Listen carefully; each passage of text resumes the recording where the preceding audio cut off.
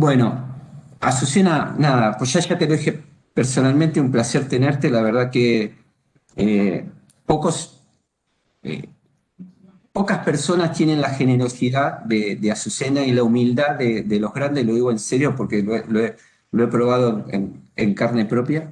Realmente, nada, cuando pensé en cerrar a esta reunión hemos invitado a muchos colegas y es un espacio de reflexión eh, sobre cultura y tecnología.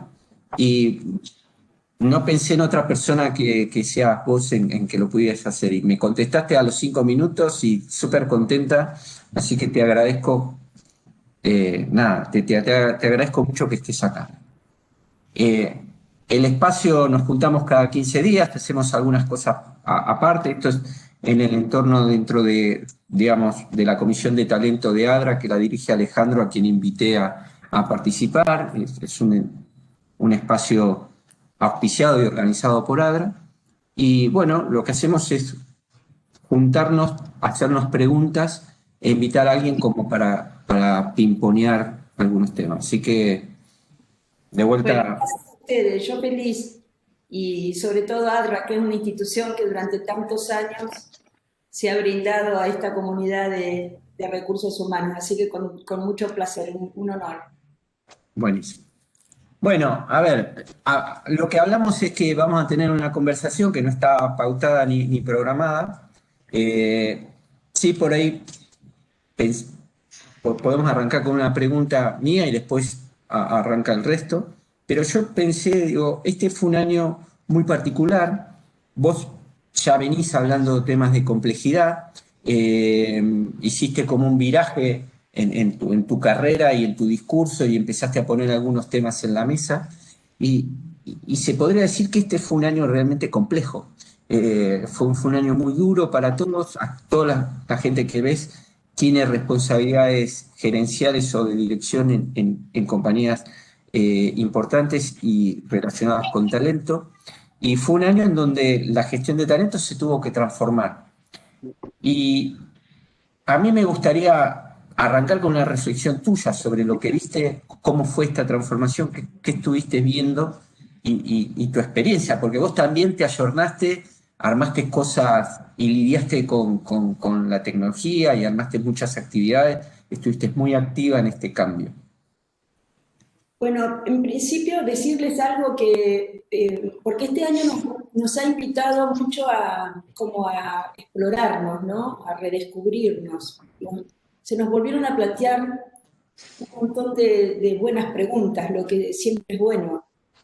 Y lo que yo descubrí es que nosotros desde toda la vida, probablemente por mi formación humanística, nosotros abrevamos, yo soy psicóloga de formación de origen, y toda nuestra formación giró en torno mucho a los constructivistas, sobre todo franceses. Entonces, desde siempre el enfoque nuestro fue sistémico y constructivo. ¿Qué quiere decir esto?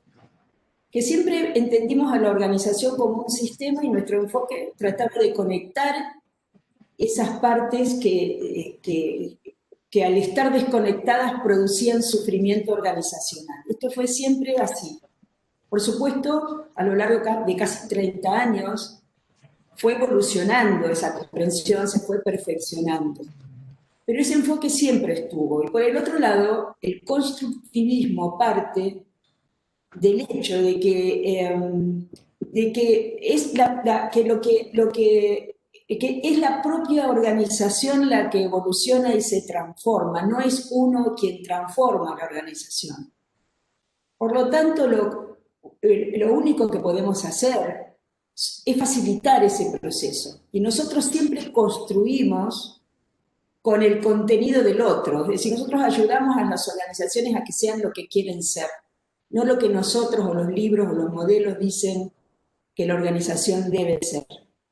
Y ese trabajo es un trabajo muy artesanal, muy gratificante. Acabo de cerrar 2 días de Zoom de 8 de la mañana ayer hasta las 7:30 de la tarde y esta mañana arrancamos de vuelta a las 8 recién con un cliente en Chile que fue agotador, pero ustedes no saben lo feliz que estoy. Es como, yo decía, gracias a Dios que yo puedo vivir esto con los clientes, porque fue una reflexión tan profunda acerca del propósito con el accionista presente, que es un placer ayudar a que las organizaciones y las personas florezcan.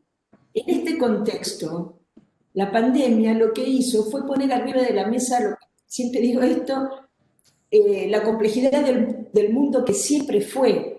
Lo que pasa es que nunca nos pasó que tuviéramos una crisis de magnitud planetaria. Siempre las evidencias de la complejidad que produce una situación de crisis fueran acotadas a una crisis financiera, a una región, a lo que fuera. Lo que hace la pandemia es poner en evidencia de que vivimos en un mundo interdependiente, que siempre lo fue, pero ahora aparece con toda crudeza. ¿Qué es la interdependencia? Es la conciencia de que estamos conectados de tal manera, primero como seres vivos que somos. Piensen que los seres humanos representamos el 0,01 de los seres vivos del planeta, aunque nos creamos dueños del planeta. Pero realmente para el planeta somos irrelevantes. Si desaparecen los seres humanos van a estar muy felices todo el resto. Si desaparece el resto nosotros no vamos a sobrevivir, pero entonces en un punto nos damos cuenta de que primero es una cuota de humildad importante, ¿no? La otra es el nivel de conectividad que hace que un pequeño evento en Wuhan termine siendo una pandemia global. Justamente producto de esa conexión que se ha ido incrementando a partir de que viajamos más y demás.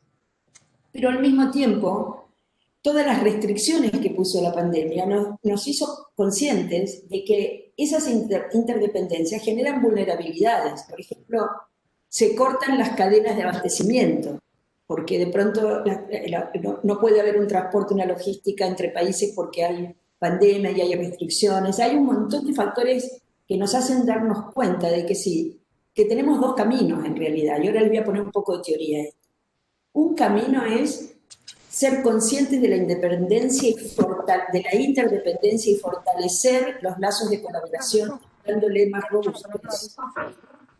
También tomando medidas que son lógicas. De pronto se discute mucho si hay que pasar los centros de abastecimiento a nivel regional para reducir ese nivel de vulnerabilidad. Todo esto es válido. Pero o nos vamos a un mundo de mayor colaboración o de mayor individualismo. Y cualquiera de esos escenarios están presentes hoy. Y probablemente haya una mixtura. Países que se cierran, se vuelven más autoritarios y otras redes de colaboración que se potencian.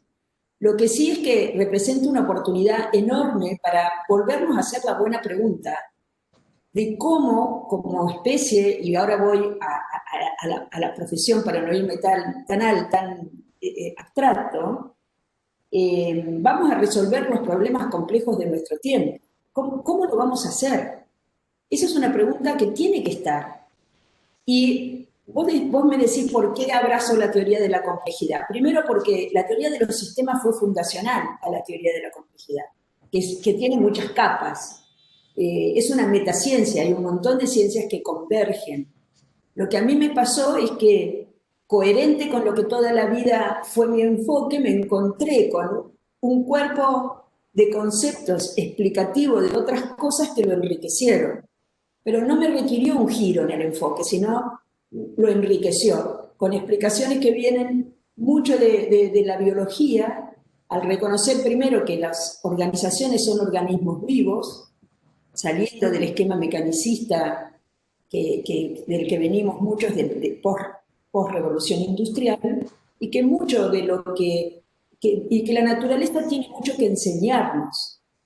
Y de hecho, durante la pandemia encontramos un montón de fenómenos que hemos discutido, Gabriel, en el curso de formación que tuvimos como principios de la complejidad, ¿no? No sé si a ustedes les pasó en sus organizaciones, pero la gente se empezó a autoorganizar. Hubo cosas increíbles que nadie podía suponer que podían pasar en los tiempos que pasaron. Eso porque se relajó un poco las directrices y los estándares, al haber un hecho que nos sacaba de la normalidad, empezaron a aflorar esos mecanismos que tienen las organizaciones evolutivos que permiten encontrar soluciones nuevas a problemas nuevos. Y fue una bocanada de oxígeno y de aire fresco, a pesar de todas las dificultades que traía aparejada también en paralelo.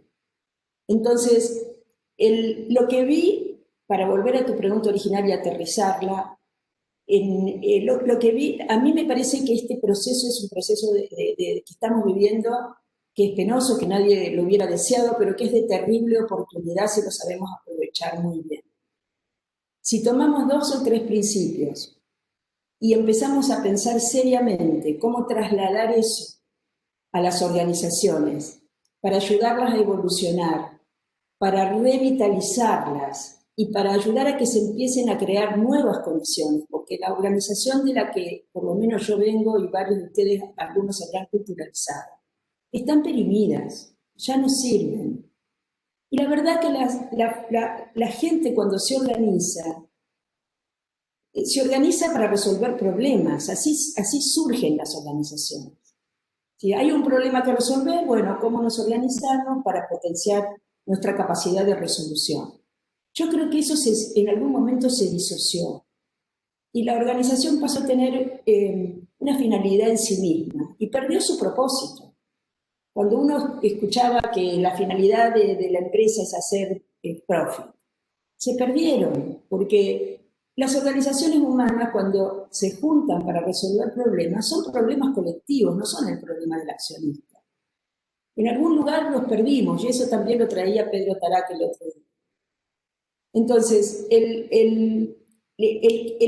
los fenómenos que han ido ocurriendo pueden pasar desapercibidos para aquel que no los quiere ver, y eso va a ocurrir, o pueden ser grandes aprendizajes si afinamos nuestra capacidad de percepción y si profundizamos el entendimiento de qué necesitamos instalar diferente hacia adelante para tener esta capacidad de evolucionar en la complejidad y en la incertidumbre, porque el mundo va a seguir siendo incierto, va a seguir creciendo en complejidad, y lo único que podemos hacer es aprender a movernos y a navegar. Y pongo la palabra navegar a propósito porque no lo podemos controlar, por más que nos pese. Yo sé que todos tenemos cierta necesidad de control porque eso nos hace sentir más seguros y a los seres humanos en general todo lo desconocido nos requiere un plus de energía para poder dar cuenta de eso que no conocemos, y eso no es una situación que genera homeostasis. Todo el tiempo estamos buscando el equilibrio de lo conocido. Por lo tanto, la expectativa de control es parte natural de los seres humanos. Ahora, esa puede ser una expectativa, pero lo que no podemos creer es que podemos controlar fenómenos que al ser complejos son incontrolables. Fíjense que un fenómeno complejo se define porque hay muchos elementos, muchos actores, si quieren, interactuando en conexión y en interdependencia. Lo que pasa de cada una de esas interacciones no lo sabemos. Solo podemos, ¿qué es esto lo que yo he desarrollado a lo largo de mi vida profesional? Yo solo observo. Yo no sé qué va a pasar cuando entre una organización que dice, nos tenemos que, como este cliente de esta mañana, tenemos que dar un salto cualitativo, transformarnos en un periodo de tiempo súper corto, pasar de acá a acá. Eso no es lineal. No es que yo le digo la fórmula es esta, pongan estos objetivos, estos KPIs, monitoreenlo. Pero no va a suceder. Cuando uno lanza algo y hay personas, todo sistema humano es sistema complejo, todo lo que sucede de esa interacción es impredecible. Por lo tanto, la nueva habilidad que nos requiere es comprenderlo como fenómeno y aprender a facilitar esa evolución, ser facilitadores. Y para ser facilitadores tenemos que desarrollar un pensamiento distinto, no el pensamiento lógico secuencial, sino un pensamiento complejo y sistémico. Esto yo aspiro a que las áreas de recursos humanos sean los adalides de esta facilitación. Me encantaría mucho verlos abrazar este propósito de ayudar a las compañías y a las personas a evolucionar. porque tienen un lugar súper privilegiado. Casi les diría son los naturales articuladores de ese movimiento. Primero porque trabajan con las personas, y las personas son las que hacen que la organización exista. Después porque pueden conectar al estar como mirando el conjunto de lo que pasa en la organización, pueden identificar más rápido las conexiones y las desconexiones. Y después porque tienen que ganarse un lugar de tanta credibilidad como para poder desafiar a cualquier nivel de la organización a cambiar su mindset, a cambiar su manera de pensar. Yo creo que ese rol es un rol que de todas maneras viene, y si no lo toma recursos humanos, lo va a tomar. Por supuesto, los líderes lo tienen que tomar, pero alguien tiene que ser el facilitador. Todavía no le encontramos el nombre. Voy a hacer un concurso, no soy buena para eso. Tengo un colega belga que lo llama, el otro día me dice, lo voy a llamar facilitador crítico. Y digo, no me gusta la palabra crítico, porque parece que el facilitador va a criticar el pensamiento del otro, pero el rol es esa persona que está viendo, escuchando y ayudando a los líderes y a la organización a entender por qué piensa lo que piensa y por qué hace lo que hace. Es una meta mirada para reconvertirse en un nivel distinto de gestión y de capacidad de acción. Entonces, bueno, yo no me fui un poco por las ramas, así que por favor háganme más preguntas, porque si no me voy a ir más. Pero más o menos para sintetizar, y si quieren, hablaron de talento, capaz que puedo decir algo acerca del talento. Cosas que también son de convicción mía de toda la vida.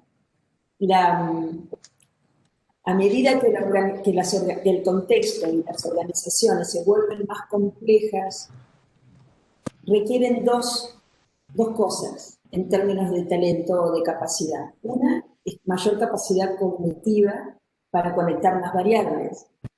Ustedes vieron, seguro en sus prácticas, que antes, no sé, un gerente medio, ponerle un gerente de ventas, manejaba 3 cosas, ahora maneja 300. Que el sindicato, que el municipio, que la tecnología, que la logística. ¿Eso es por qué? Porque la evolución, y así hemos evolucionado como especie, implica resolución de más complejidad. Entonces el talento tiene un desafío que es cognitivo, de cómo desarrollar un pensamiento que le permita conectar y resolver esa complejidad. Y eso también se traslada a los equipos. Cuando uno habla de equipos ágiles, de células autónomas de trabajo, tiene que estar muy claro de qué nivel de problema le entregamos a esa célula para que la resuelva, célula o equipo. Porque no es lo mismo ocuparse de la mejora continua que generar un nuevo revenue stream. Es un nivel de abstracción distinta. Entonces, todas estas cosas son tecnicismos, si quieren, pero son críticas. Porque yo veo células ágiles de trabajo que incorporan la agilidad como método, pero no pueden resolver la complejidad del problema porque no incorporan la variable cognitiva. Esto es talento. Y eso se puede medir, se puede planificar con certeza. Yo soy una discípula fiel de Elliot Jaques, que es un grande y sigue siendo un grande y cada vez es más grande. La otra dimensión del talento tiene que ver con la evolución del nivel de conciencia o la capacidad socioemocional. Entonces ayer, frente a una pregunta a Pedro Tarac, él dijo, así me acordaba, dijo 3 cosas, a ver si me las acuerdo. Dijo, un líder tiene que conmover, tiene que trascender y tiene que crear comunidad, ¿no? Sí. Yo personalmente tengo una definición que digo, si yo tengo que medir hoy a un líder, lo mediría por la capacidad de generar colaboración y capacidad colectiva de resolución de problemas. Si nosotros, ¿por qué? Porque vuelvo al principio. Si decimos que vivimos en un mundo complejo, que lo que descubrimos es el nivel de interdependencia en el que estamos, lo único que va a hacer que se pueda gestionar esa complejidad es conformar redes colaborativas que se puedan potenciar en su capacidad diversa para resolver problemas más complejos. Esa es la tarea del liderazgo. Ponerle sentido a eso, sentido de propósito, conmover en el sentido de que ese sentido de propósito tiene que ser significativo, hacer que piensen más arriba y más grande, esa es la trascendencia, y armar comunidad, armar espacios donde haya inteligencia colectiva. Yo lo que más sufro en este país es el desperdicio de talento que hay porque no puede transformarse en inteligencia colectiva y en capital social. Lo estamos dilapidando todo el tiempo, porque pensamos chiquito, porque discutimos a nivel de no sé, no me quiero meter en eso, pero esa es una dimensión. Entonces, volviendo al talento, cruzo ahora con una variable clave, que es que al mismo tiempo que sucede todo esto, está creciendo el poder del cliente. Cada vez más. El cliente cada vez más decide cómo comprar, por dónde, a quién. Cada vez más es un cliente consciente que quiere saber qué está detrás de esa marca, qué está detrás de ese producto.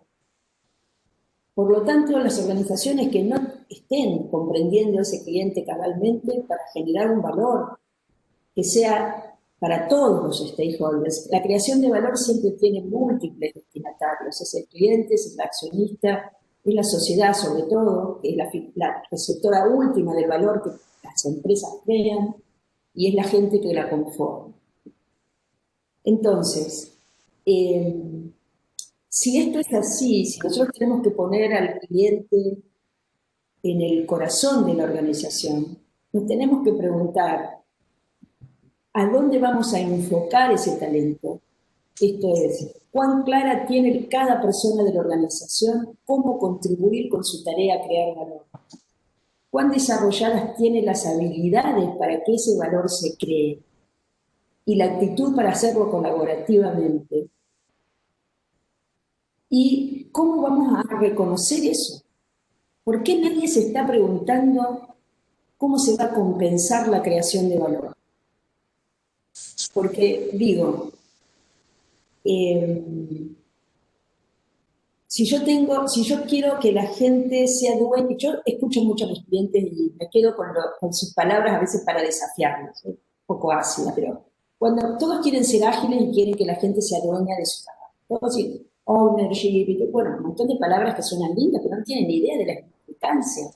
Que si vos querés que la gente sea dueña de su trabajo y aplique su discrecionalidad para resolver los problemas, le tenés que pagar por eso, porque el trabajo no es cumplir con las órdenes del jefe. El trabajo es cuando yo pongo mi discrecionalidad y tomo mi riesgo de tomar una decisión a mi cargo, soy accountable por eso. Eso te compensa diferencialmente. Esto es Jacques puro. Jacques tenía esa definición del trabajo y esa definición de la compensación. Entonces, cuando vos ves hoy cómo se compensa, decís, esto te va a tener que cambiar, porque si no yo no estoy alineando el proceso de reconocimiento con el mensaje de lo que quiero que la gente haga. Por otro lado, cuando uno entra a una organización, y yo lo hago todos los días con todos los que se me ponen enfrente, y le preguntás, ¿por dónde pasa tu contribución? De todo lo que haces, ¿qué es lo que contribuye a crear valor? No saben. Tenemos millones de trabajadores perdidos haciendo cosas que no sabemos si van a contribuir a crear valor o a destruirlo. Porque no hay liderazgo, no hay gerenciamiento. Es una pálida el gerenciamiento que tenemos. Y Jacques también dice que normalmente trabajamos con el 20% de nuestra capacidad total, porque no estamos siempre al tope de nuestra capacidad, trabajamos un poco por debajo, y cuando la persona está mal gerenciada, ese 20% va al 40 o al 50%. Entonces, en un mundo que está patas para arriba, en un país que está al borde del colapso, con 50% de pobres, tenemos a millones de trabajadores trabajando al 50% de la capacidad que podrían tener si tuvieran un gerenciamiento y un liderazgo correcto. Y eso es indecente. Y eso es algo que si ustedes se ocupan, si hoy yo tengo que mirar a alguien para decir qué hacemos con esto, ¿a quién voy a mirar? Al CEO, por supuesto, pero también Yo no sé, hay cosas que yo las puedo decir y a veces lo digo con mucho respeto porque desconozco de muchas cosas de recursos humanos. No vengo del palo de recursos humanos, entonces yo no sé de compensaciones, no sé un montón de otras cosas, pero el sentido común indica que si hay coherencia en un sistema, tiene que haber total conexión entre lo que la compañía necesita para ser sustentable, entre su propósito y lo que hace, lo que le pide a la gente que haga y cómo lo reconoce. Y si queremos crear capacidad colectiva, tenemos que hacer que la gente se integre en torno a la contribución a la creación de valor.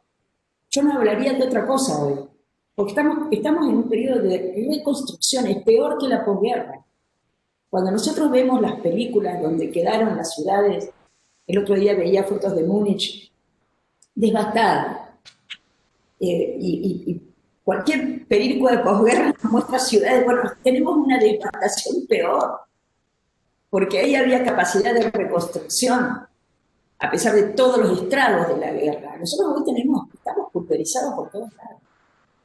Entonces, nada, con esto quiero decir que todo lo que estamos hablando de complejidad tiene mucho que ver con las preguntas que nos tenemos que volver a responder. Si es que compartimos que la organización es un sistema humano complejo, vamos a encontrar un montón de respuestas y las que no estén las veremos, porque tampoco nadie tiene una receta hoy. Porque, de vuelta, yo puedo decir, sí, las organizaciones tienen que ser más ágiles, pero son clichés. ¿Qué quiere decir Sí, eso? sí, totalmente. Por supuesto que se disrumpe la jerarquía, que se migra hacia mayor autonomía, pero es más que eso, ¿no? Es para qué se hace todo eso al final. Yo, yo creo que uno de los peligros que tenemos es que estamos como muy sumergidos en un mundo de clichés últimamente. Pero no quiero. Carolina tiene un par de preguntas, está como ahí ávida de Ah, hacerlo. ansiosa, decilo. Hola, Ávida, ávida. Marcela, ¿cómo estás? Qué bueno verte tanto tiempo, años.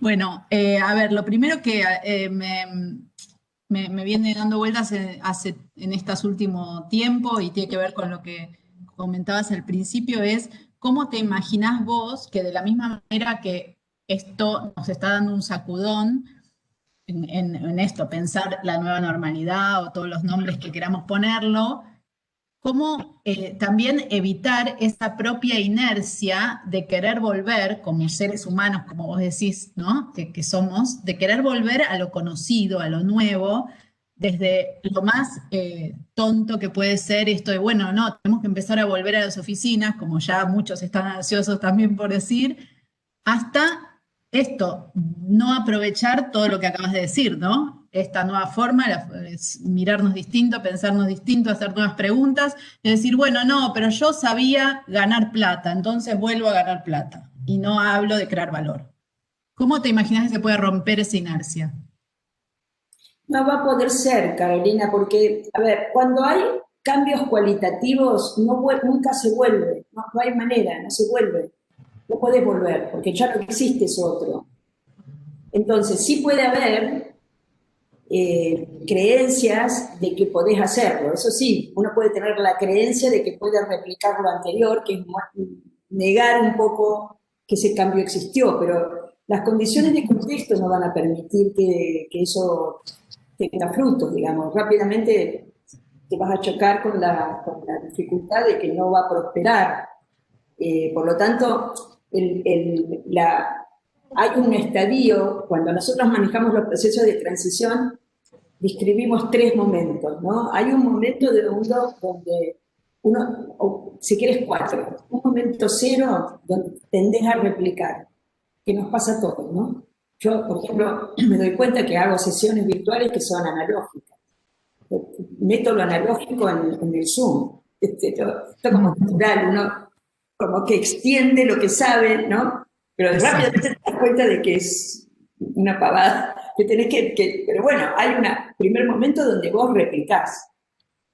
Luego cuando te das cuenta de que eso no va, hay un momento que querés retener, que querés preservar, porque son cosas que nos gustaban. Y hay muchas que nos cuesta dejarlo así. Y es un proceso emocional de dejar ir eso el tema es que cuando tenés que dar ese salto para abrazar esa nueva curva, eso es pura incertidumbre. Nadie sabe hoy, porque es una incertidumbre dentro de una gran incertidumbre. Si esto fuera que una compañía compra otra y que yo, bueno, mi incertidumbre es, no sé si quedo, si me echan, si me va a gustar o no sé qué, pero la incertidumbre propia de la situación personal está inscrita en la incertidumbre de la empresa, en la incertidumbre del país, en la incertidumbre del mundo. Entonces, que hay compañías que tienen menos capacidad de aprender o que están, yo lo que veo es que hay muchas compañías que están en un modo acción, haciendo. Como hay un momento en la crisis donde, que es un momento relativamente corto, donde todo se piramida, se vuelve a la dirección concentrada, y vos te pones en modo acción porque es la reacción a la amenaza, que esa es la reacción de defensa.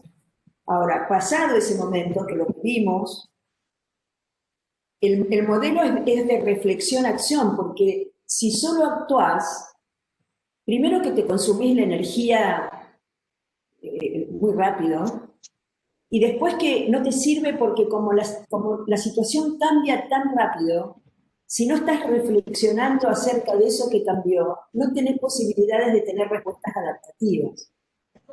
Tu respuesta queda desfasada de lo que requiere las circunstancias, ¿se entiende?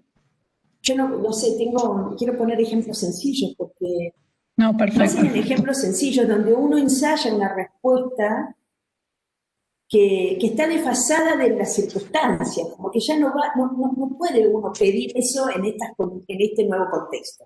Eso es todo un periodo de reacomodamiento que todos hemos tenido. Yo me acuerdo, al principio de la pandemia, yo estaba re entretenida porque, claro, me reconecté con mi casa, descubrí que tengo una vereda que se barre, tantas cosas que yo todo el tiempo enchufada en el trabajo no veía, como que descubrí que cocino bien, ahora ya estoy harta de cocinar, no barro más la vereda, no, es como que también nosotros fuimos dándonos cuenta de que no eran 2 meses o 3 meses, sino que esto viene para quedarse, porque este virus vendrá otro, como que hay un futuro que todavía no terminamos de configurar cómo va a ser, pero lo que sí sabemos es que vamos a vivir que hay algunos cambios que que llegaron para quedarse, ¿no? Y que eso no es necesariamente malo, pero que te requiere una acomodación. Entonces, el cambiar en este contexto es duro. Yo, no sé, voy a hablar de mí. Durante tantos años que yo hice siempre consultoría, que es lo que me apasionó, toda la vida hacer, todavía me apasiona. Pero me di cuenta como que el impacto que se podía generar era muy limitado, porque el tipo de consultoría que hacemos es muy boutique.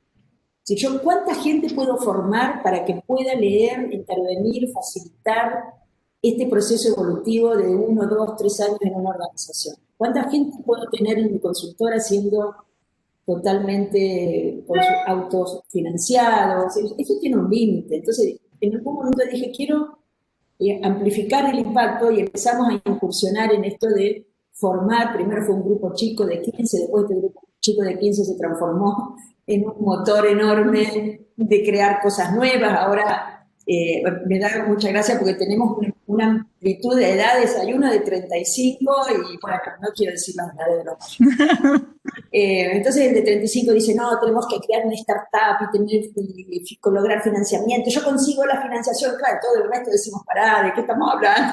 ¿No?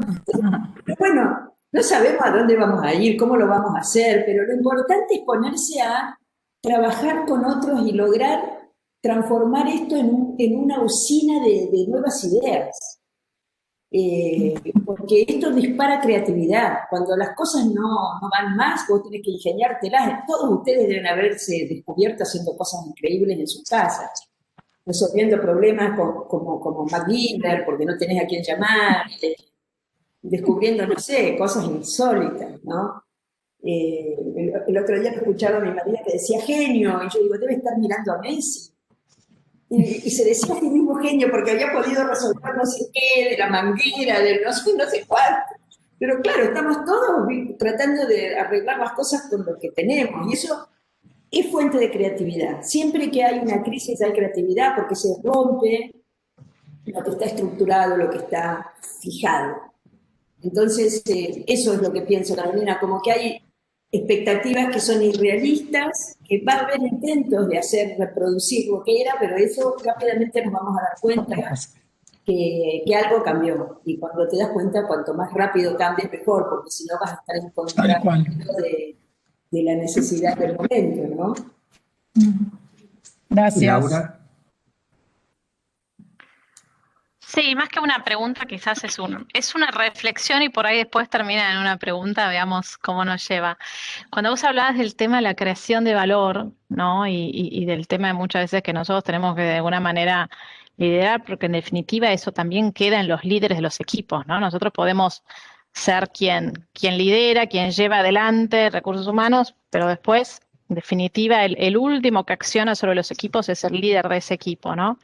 Y yo creo que lo que veo, lo que vi como muchas veces, que los cambios culturales, por lo que justo estábamos hablando antes de que entre sobre el cambio cultural que tuvimos de lo que fumadores y que ahora la gente no fuma en espacios, o el tema de usar cinturón o no usar cinturón de seguridad, o el tema del alcohol, etcétera, es que lamentablemente, o al menos por ello hablo, estamos siempre muy atados a que al comienzo de un gran cambio que uno quiere, tiene que estar el tema de el premio o el castigo de alguna manera, ¿no? Vos hablabas con esto de la medición, de cómo los vamos a reconocer o premiar, etcétera. Yo veo que siempre como que al principio, para generar eso, es como que necesitas poner, bueno, perfecto, como esta persona que lo hace bien lo voy a reconocer, o esta persona que no lo hace bien, como quizás me voy a castigar, por decirlo de alguna manera, ¿no? Y que después eso ya se transforma después en un hábito. Una vez que ya pasamos por la etapa en la cual es premio y castigo, después ya lo incorporamos y ya no nos lo cuestionamos como que si lo hacemos o no lo hacemos. Pero nos pasa mucho, no sé si acá les parece a mis colegas de recursos humanos, que hacemos un montón de cosas, pero luego en los momentos de hacer la recompensa, hacer como el rewards, no sé si hacer como la parte de la recompensa en la compensación, en el bono, en la carrera. Muchas de estas cosas que nosotros promovemos no son determinantes, ¿sí? Es como que pocas veces vemos que, bueno, a esta persona se le dice, no vas a promover por más que los números económicos fue que vendiste 130 de tus objetivos, 130% de tus objetivos, no vas a crecer porque tenés este problema de liderazgo, de gestión o o lo que sea, ¿no? Entonces es como que damos un mensaje contradictorio, porque por un lado decimos, este es el tipo de liderazgo que queremos, estos son nuestros líderes, pero después al momento de recompensar, eso no está atado. Terminamos recompensando, castigando, premiando más en función del negocio y el business. Si yo doy un ejemplo de algo que nosotros hace años que uno siempre viene diciendo, la colaboración y tratar de empujar la colaboración y el trabajo en equipo y la colaboración. Recién ahora este año implementamos algo que se llama Share Success en todo el mundo absolutamente, que es cada geografía va a ser premiada en función de si todos cumplen y llegan al objetivo de esa geografía. O sea, si todo Latinoamérica entero cumple, es como que es binario. Y lo que pasaba antes es que el sector de tal unidad de negocio, si cumplía, tenía este beneficio, si el otro no cumplía, bueno, el bono era cero, el otro. Entonces, en definitiva, recién ahora que se alineó ese mensaje de que Latinoamérica va a ser recompensada en función de que todos, empezamos a ver cambios en las conductas en el día a día, porque definitivamente se alineó una cosa a la otra.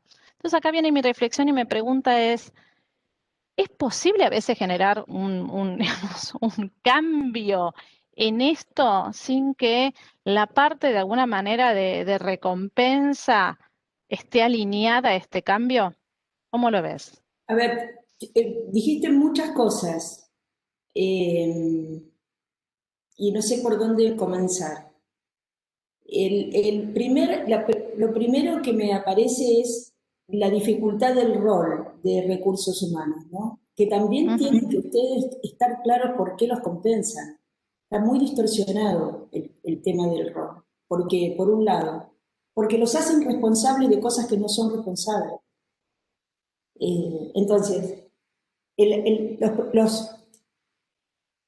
recursos humanos es un habilitador, es un facilitador y es un articulador, un promotor de coherencia para que la compañía pueda evolucionar.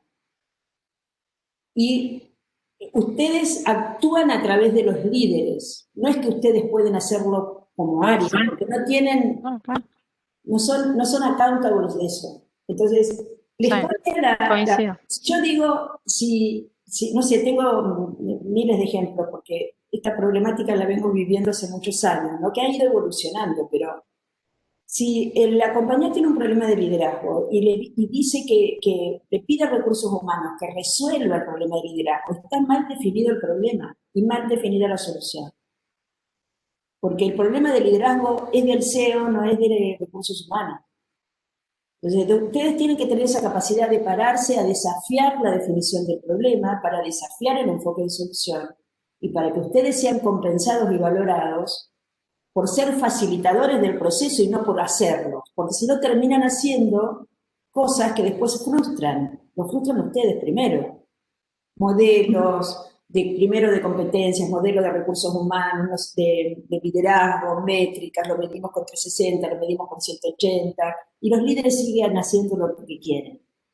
Y ustedes se frustran, y la compañía se frustra, pero no porque hacen las cosas mal, está mal definido el problema y mal definido el enfoque. Entonces, yo creo que acá hay mucho para trabajar cuál es el verdadero rol, por dónde agrega valor, y para que eso sea coherentemente evaluado y que sus objetivos estén alineados con eso y que estén compensados por eso. Porque si no, también ustedes sufren el problema de la disociación. A mí me pasa que de pronto evolucionamos con recursos humanos en el entendimiento de lo que hay que hacer y de pronto nos miden por otra cosa, por la cantidad de horas de capacitación. El otro día me escuché un indicador que yo con este gerente general he trabajado muchos años y tenemos mucha confianza. Y le dije, pero considero un tipo brillante. Y le digo, no puedo creer que tienen un rol vinculado, no me acuerdo cómo se llama, pero tiene algo que ver con la cultura, no sé si es algo de cultura.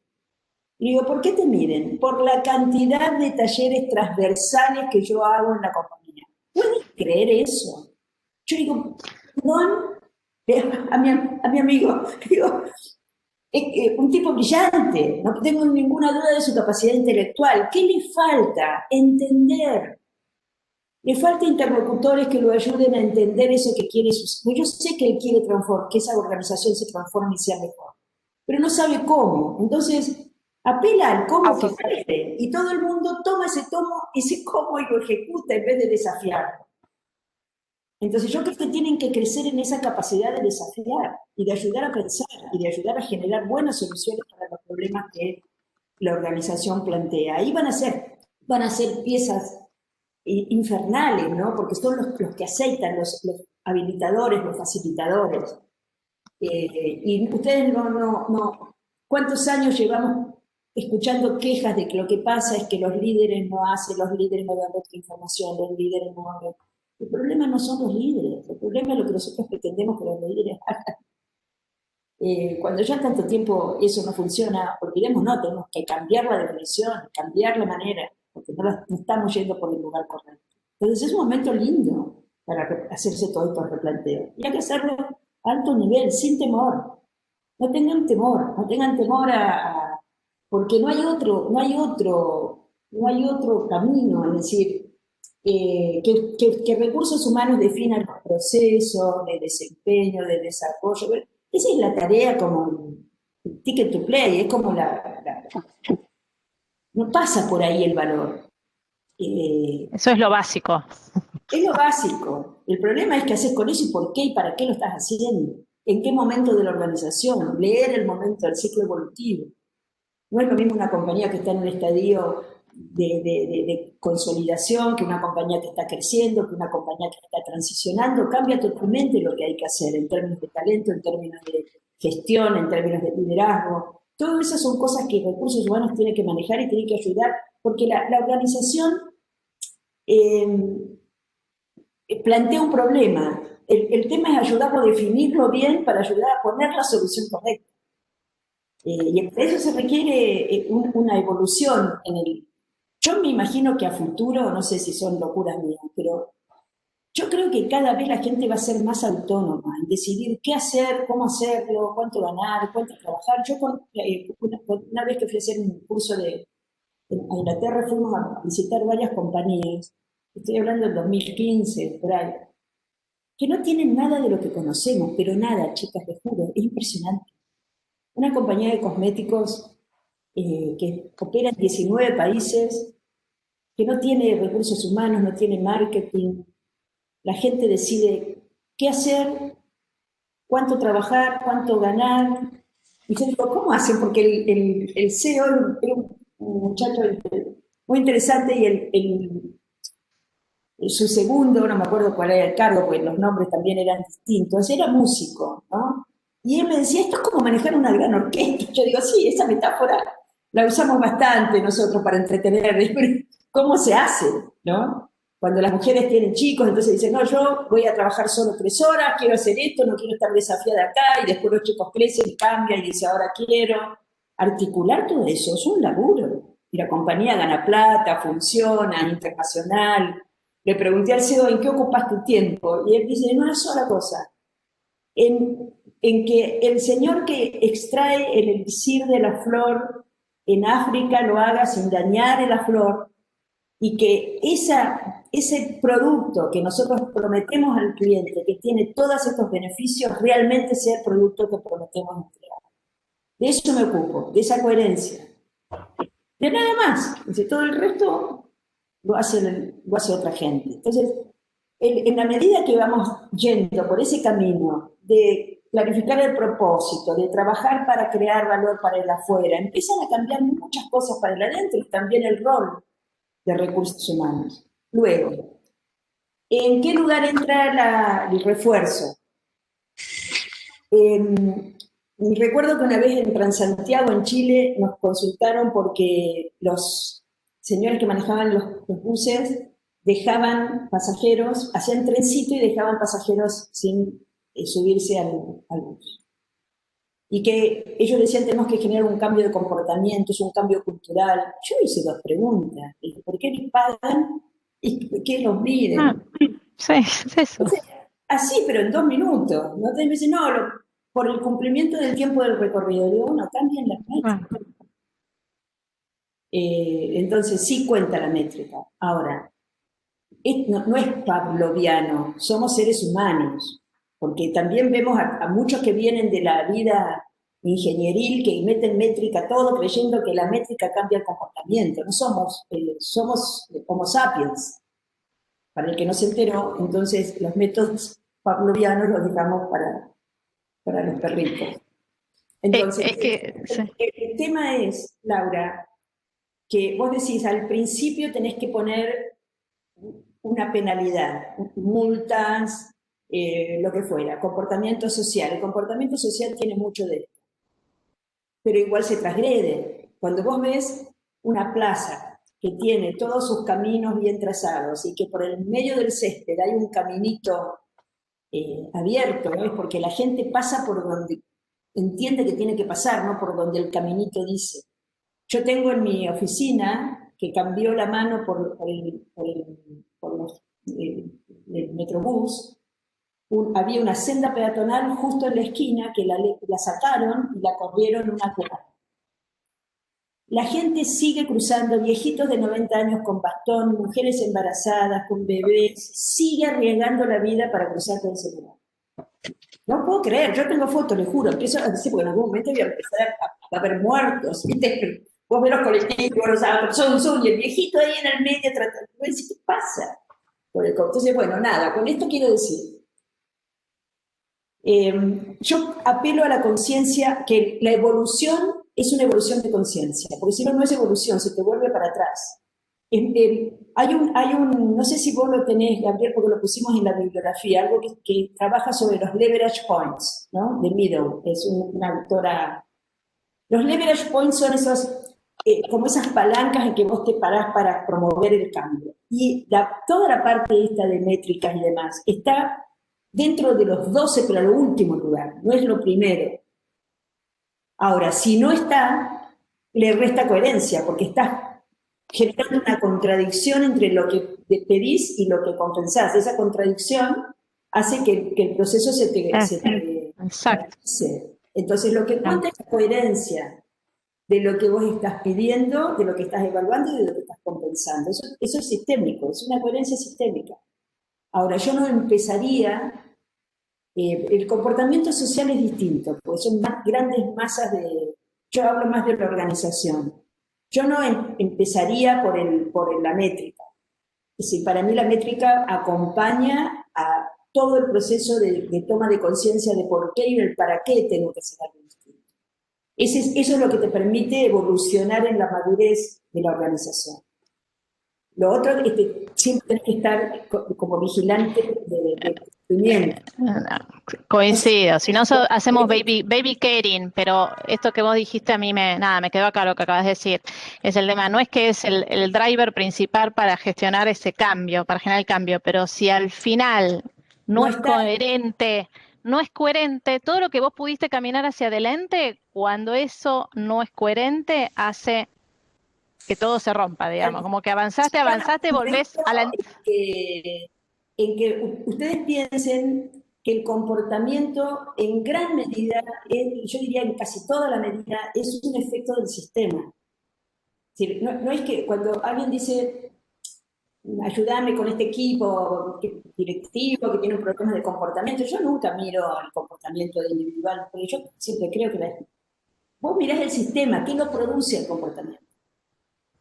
Y siempre hay algo dentro del sistema que te está generando esa respuesta. Ahí sí, es como, pero no es la métrica, sino es qué es lo que está sucediendo en ese sistema que genera ese tipo de comportamiento, porque eso es lo que tenés que desarmar. Si yo me voy a un proceso individual de coaching para que esa persona, ahí la pifio, porque estoy haciendo un abordaje individual con la hipótesis de que el problema es el comportamiento de la persona, cuando en realidad es un efecto del sistema. Esto es lo que hay que discriminar. Yo no digo que no haya problemas de comportamiento individual, claro, los hay, que ameritan un coach, sí, los hay, pero la gran mayoría son efectos del sistema. Y si yo no leo y cambio lo que lo produce, estoy haciendo abordajes fragmentados a un problema que tiene otro nivel de integración. Esto es lo que hay que pescar. Yo no sé y aparte es un método simple, no es esotérico lo que yo digo. Es simple. Miren, una reunión con recursos humanos. Problema de credibilidad de los líderes. Hacemos toda la discusión, el problema es del gerente general. El gerente general es como las madres, ¿viste? Siempre tienen el problema de todo. No puede ser el gerente general el problema, el origen de todos los males de la organización. Es un pensamiento muy simplista. Empezamos a indagar. Y siempre los problemas son múltiples causales. Entonces los ploteamos y dijimos, a ver, si tenemos 8 cosas que están incidiendo, ¿cómo hay que reconvertir este sistema para que esto no pase más? Y ahí salieron, pum, pum, pum, en una reunión de 2 horas, de 3 horas. No es que tenemos que estar 8 meses buscando la cuadratura del círculo. Es cómo pensás, cómo entendés el problema, es la calidad de la solución que sale. Y no Azucena, que hay una sola causa, porque los problemas complejos, primero, no tienen únicas causas. Y por el otro lado, las causas hay que descubrirlas, no son evidentes y son múltiples y están interconectadas y tienen interdependencia. Por lo tanto, lo que vos haces es decir, a ver, ¿qué pasa si yo toco acá? ¿Cuántos nudos desato? Pero además, ¿cómo lo tengo que acompañar con esto y con esto para que tenga la coherencia mínima, viable, que haga que fluya distinto? Paula, querías hacer una pregunta. Sí, yo me quedé pensando en esto que comentabas y me resultó súper interesante, es que en una de esas uno de los primeros pasos es corrernos nosotros del lugar. Viste que cuando uno en una dinámica general siempre asume el rol de, bueno, recursos humanos se encarga de los líderes, dice y que está la responsabilidad en cada área, pero no se la devuelve, porque de alguna manera nosotros también somos funcionales a ese juego. Entonces, creo que hay un tema de replantear nuestra propia práctica y he visto algunos directores de recursos humanos que dicen, este problema no es mío, yo soy facilitador y es un tema para trabajar como objetivo con el resto de la dirección. Es complejo porque implica correrse de un lugar que uno tiene también asignado y con cierta responsabilidad, pero yo pensaba en esto de las dinámicas sistémicas, de la coherencia. En algunos puntos no somos coherentes nosotros, sin quererlo y queriendo facilitar. Porque también son una víctima del sistema. Porque, claro. Mira, a mí me pasa que entra un director de recursos humanos, arma un super equipo, una compañía que el CEO le dice tenemos que salir a la bolsa, transformarnos de una compañía informal en una compañía súper profesional y no sé qué, y no sé qué, no sé qué. Y le pone ese mono. Y cuando vos lees... vos no sabés las discusiones que yo tengo, a veces que son demasiado duras, pero todos me quieren al final, por eso estoy tranquila. Se pelean conmigo, pero al final me quieren. Cuando vos lees la organización, decís, esta organización está en este ciclo, tiene este nivel de madurez, esto que quieren que pase no va a pasar en 6 meses. Y para que eso suceda algún día, tienen que hacer esto, esto, esto. Entonces no comprometas que vos como recursos humanos vas a lograr esto, porque lo que vos tenés que hacer es compartir en la lectura de lo que la organización puede hacer y que te miran por el nivel de evolución que vos lográs en esa organización, no porque se transforme en 6 meses de acá a acá. Hacen malos acuerdos los CEOs con los accionistas. Yo no sé por qué hacen esas cosas como parecen los acuerdos esos que uno hace con el diablo, ¿no? ¿Por qué prometen eso? Que los hace tan infelices después. No lo prometan. Si los accionistas finalmente siempre van a tener la expectativa de tener retorno a su inversión. Pero también hay que enseñar. Hoy el accionista que escuché hoy se me caían las lágrimas escuchándolo. Hay muchos así como este tipo, que puso toda la guita en comprar esa compañía y hoy que estaban discutiendo el propósito se paró y dijo, señores, lo único que me anima a mí en la vida es generar una diferencia en la sociedad y achicar la brecha tecnológica que tienen los chilenos y aportar a que la crisis social que existe en Chile se desaparezca. Para eso quiero yo tener un negocio. A mí se me caían las lágrimas, pero no es el único. Entonces digo, cuando vos tenés accionistas de otro orden, que solo quieren el retorno corto, tenés la libertad de irte a trabajar a otra empresa, ¿por qué se queda? Con esto quiero decir que todos somos libres todos somos libres. Nadie nos obliga a nada. Y esa libertad nos permite, con todo el amor del mundo, desafiar para mejor a las organizaciones donde trabajamos. Si nadie quiere hacer un mal, lo que querés hacer es que tu trabajo sirva y que la organización evolucione. Todo es súper virtuoso al fin. Eso les tiene que dar coraje y les tiene que dar felicidad de jugar ese rol, porque finalmente es lo que valora la organización. Yo muchas veces digo que a mí me pagan para hacer el trabajo que tendrían que hacer ustedes. Y a mí me pagan muy bien. Entonces yo soy feliz de que me saquen trabajo, porque lo que yo quiero es que las organizaciones florezcan y uno no lo puede hacer desde afuera. Llegado a un punto, vos necesitas que esto esté tomado desde la propia organización y que vaya haciendo, porque lleva años. ¿Sabés qué pasa? A mí me parece, ¿no? Por lo menos en mi experiencia, yo creo que es una combinación. Porque vos no podés hacer ciertas cosas desde afuera y llegás hasta un punto. Pero el hecho de estar afuera de la película muchas veces te permite decir a vos cosas que cualquiera de nosotros en esa posición diría y o no te prestan atención o como sos parte en la cuestión, te lo ponen como subjetivo. Entonces venís vos con tus atributos y lo decís y después te vas. Por otro lado, de afuera uno siempre ve más. Siempre. Si Totalmente. En mi organización ve mucho más que miro yo, que veo yo, porque vos estás metido como el pez adentro de la pecera y explicarte lo que es el agua con la teoría adentro. Para ir a nuestros pasados psicoanalíticos, Lacan decía, no importa lo que se dice, sino desde dónde se dice.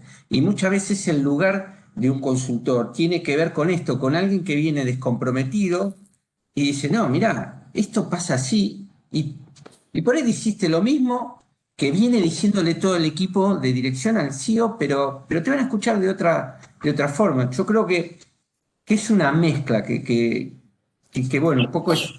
Hay algo que para mí tiene que ver con la relación de dependencia, que ojalá le cambiemos el nombre.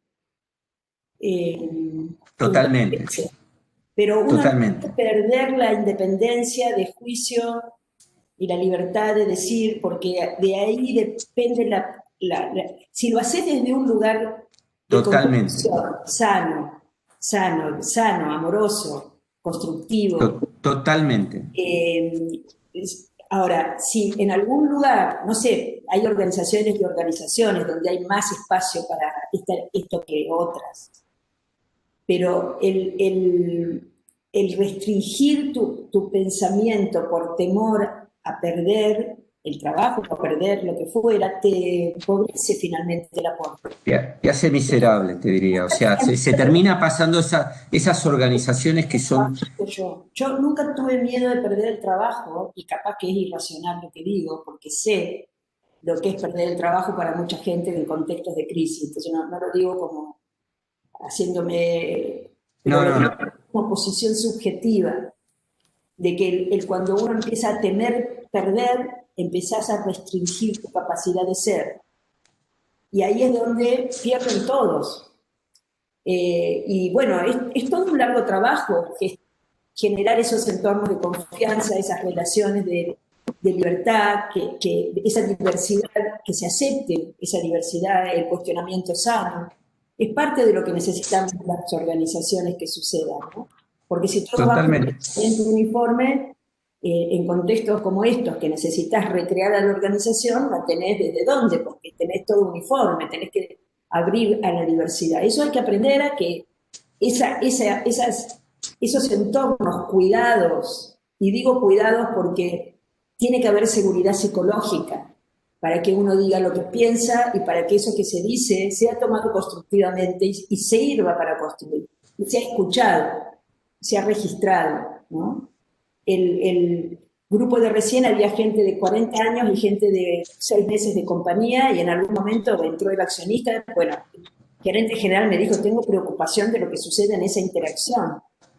Cuando vos ponés una conversación elevada, y cuidadosa y respetuosa, no pasa nada, pasan solo buenas cosas. Porque a mí me importa tanto la gente de 40 años que construyó lo que es la organización. Yo lo siento a mi derecho cuando estábamos presenciales, al más antiguo. El más antiguo es el que se merece la diestra del padre, dice así, creo, no sé, no soy muy religiosa. ¿Por qué? Primero porque acumula la sabiduría y la historia, y porque contribuyó a que este grupo esté discutiendo ir por más.